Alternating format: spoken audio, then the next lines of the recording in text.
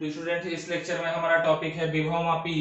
विभवमापी का डायग्राम नीचे बनाया हुआ है। इससे पहले कि मैं इस डायग्राम को आपको एक्सप्लेन करूं, इससे पहले विभवमापी होता क्या है उसको मैं बता देता हूं। विभवमापी एक ऐसा उपकरण है जिससे किसी अज्ञात विद्युत वाहक बल स्रोत का विद्युत वाहक बल या विभवांतर अति शुद्धता के साथ ज्ञात किया जा सकता है। इसी को हम लोग बोलते हैं विभवमापी।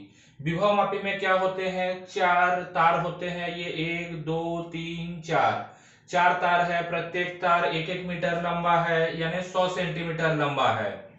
इसके जो प्रारंभिक सिरे हैं और अंतिम सिरे हैं उसके बीच में एक रियोस्टेट यानी धारा नियंत्रक लगा हुआ है।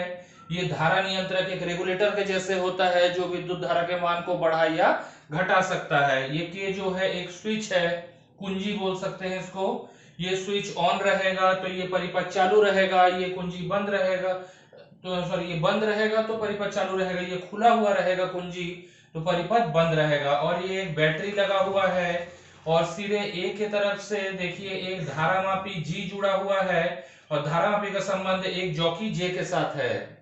जॉकी मैंने आपको बताया है कि एक धातु का पेन होता है जिसका टिप धातु का होगा और ऊपर का हिस्सा धातु का होगा। ऊपर के हिस्से से आके तार आके जुड़ जाएगा और इस पेन को आप इस तार के ऊपर चलाते रहेंगे।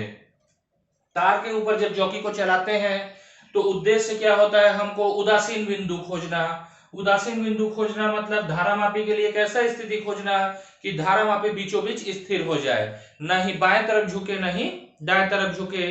तो उदासीन बिंदु हमको इसमें खोजना रहता है। अब देखते हैं कि ये विभवमापी जो है किस सिद्धांत पर कार्य करता है। ओम के नियम से आप जानते हैं कि V बराबर होता है I गुणित R, लेकिन प्रतिरोधकता और प्रतिरोध के बीच के संबंध से आप जानते हैं कि R बराबर होता है रो गुणित L बटा A। तो यहाँ R के जगह मैं क्या रख सकता हूं, V बराबर R के जगह रख देते हैं रो गुणित L बटा A गुणित I। यहां पर देखिए V बराबर I गुणित रो बटे A गुणित L।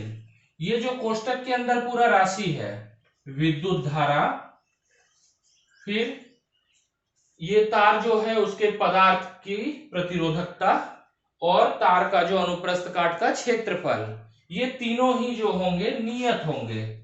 नियत कैसे होगा, विद्युत धारा अगर 5 एम्पियर बह रहा है तो 5 ही एम्पियर रहेगा। पदार्थ जो है तार का वही रहेगा, पदार्थ हम बीच में बदल तो नहीं रहे हैं तो रो का मान नियत रहेगा और ये अनुप्रस्थ काट का क्षेत्रफल ए भी नियत रहेगा चूंकि तार मोटा पतला नहीं हो रहा है। तो ये पूरा एक नियत राशि हो गया। तो इसका मतलब हो गया कि V समानुपाती होगा L के, तो विभव पतन दूरी के समानुपाती होता है। इसी सिद्धांत पे हमारा विभवमापी कार्य करता है। समानुपात के चिन्ह को हटा देते हैं तो V बराबर आ जाएगा K गुणित L। K जो है एक अनुपातिक नियतांक है, इसे हम विभव प्रवणता कहते हैं। विभव प्रवणता K बराबर होता है विभवांतर बटे दूरी। तो यहां पर हम लोग क्या लिखेंगे, एकांक दूरी के लिए विभव पतन के मान को विभव प्रवणता कहते हैं। अगर मैं ग्राफ खींच दूं विभव और दूरी L के बीच में तो हमें एक ऐसे ढाल प्राप्त होगा। इस ढाल के हर एक बिंदु पर V और L का जो अनुपात होगा वो हमको विभव प्रवणता के देगा। तो ये हो गया आपका विभवमापी का सिद्धांत। विभवमापी का प्रयोग क्या है, अज्ञात जो विद्युत वाहक बल होता है तथा विभवांतर होता है अति शुद्धता के साथ हम उसका मापन कर सकते हैं। ये विभवमापी का चित्र हो गया, ये विभवमापी का सिद्धांत हो गया। विभवमापी का सिद्धांत क्या होता है कि विभव पतन दूरी के समानुपाती होता है। मतलब जितना ये जॉकी जितना ज्यादा दूर जाने पर हमको उदासीन बिंदु प्राप्त होगा, विभव V का मान उतना ही ज्यादा होगा। दूरी आप निकाल सकते हो, यहां से लेके यहां तक 100 सेंटीमीटर, यहां से लेके यहां तक 200, यहां से यहां तक 300 और यहां से लेके यहां तक 400 सेंटीमीटर हो गया। अब विभवमापी जो है, विभवमापी के अनुप्रयोग क्या है। विभवमापी के दो मुख्य अनुप्रयोग है, दो सेल के विद्युत वाहक बल की तुलना करना और दूसरा है किसी सेल के आंतरिक प्रतिरोध का मान ज्ञात करना। तो उसको भी चलिए देख लेते हैं। ये रहा हमारा पहला अनुप्रयोग, दो सेल के विद्युत वाहक बल की तुलना करना। यहाँ पर देखिए परिपथ में थोड़ा सा चेंज आ गया है। यहाँ पर ए सिरे से दो सेल जुड़े हुए हैं E1 और E2 जिनके विद्युत वाहक बल है। यहाँ पर दो कुंजी है K1 और K2 और यहाँ पर एक धारामापी हो जाएगा G और यहाँ पर एक प्रतिरोध बॉक्स RB जुड़ा हुआ है। दो कंडीशन में अलग अलग दूरी पे हमको उदासीन बिंदु मिलेगा दोनों सेल के लिए। पहले केस में हम लोग क्या करेंगे, K1 को बंद रखेंगे, मतलब लगा हुआ रहेगा K1 चाबी और K2 चाबी खुला हुआ रहेगा, मतलब परिपथ के साथ अभी E1 सेल का संबंध है। मान लेते हैं कि E1 जो सेल है उसके लिए उदासीन बिंदु L1 दूरी पर मिलता है, तो E1 समानुपाती L1 हो जाएगा। अब K1 को हम लोग ऑफ कर देंगे और K2 को ऑन कर देंगे, तो अब सेल E2 का संबंध परिपथ के साथ होगा। मान लेते हैं कि सेल E2 के लिए उदासीन बिंदु जो है हमें L2 दूरी पे मिलता है। अब समानुपात का चिन्ह जब हटेगा तो वहां पर एक नियतांक आएगा और नियतांक क्या लेंगे हम लोग, विभव प्रवणता KL1 और इसी तरीके से आ गया E2 बराबर KL2। ये समीकरण 1 और ये समीकरण 2। समीकरण 1 में समीकरण 2 का भाग दे दीजिए। E1 बटा E2 बराबर K गुणित L1 बटे K गुणित L2। K और K घट गया तो यहां पर आ गया E1 बटे E2 बराबर L1 बटे L2। मान लेते हैं, माना L1 बटे L1 का मान ज्यादा है, L2 का मान कम है। मतलब सेल विद्युत वाहक बल E1 वाले सेल के लिए उदासीन बिंदु ज्यादा दूर मिलता है, E2 के लिए उदासीन बिंदु ज्यादा पास मिल रहा है।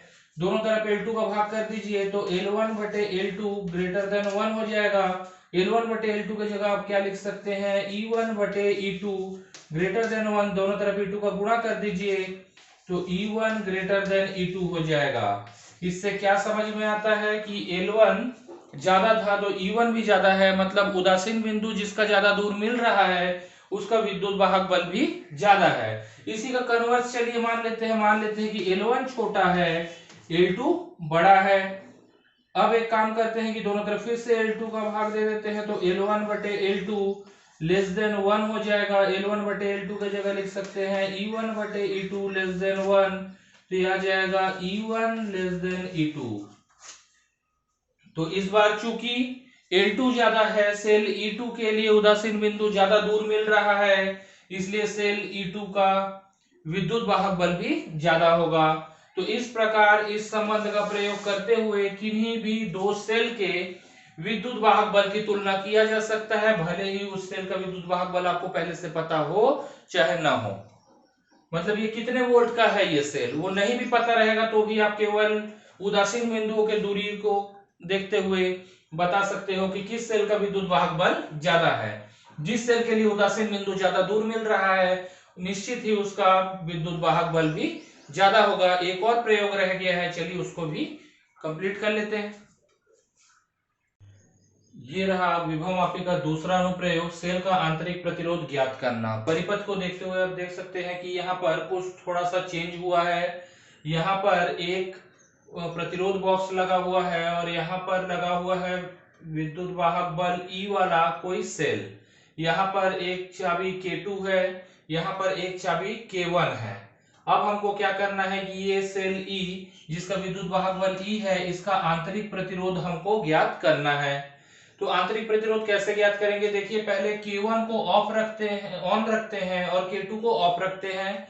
मतलब इस प्रतिरोध बॉक्स का परिपथ के साथ कोई संबंध नहीं होगा क्योंकि K2 ऑफ है। तब उस केस में जो हमको उदासीन बिंदु मिलता है, मान लेते हैं कि वो L1 दूरी पे मिलता है, तो E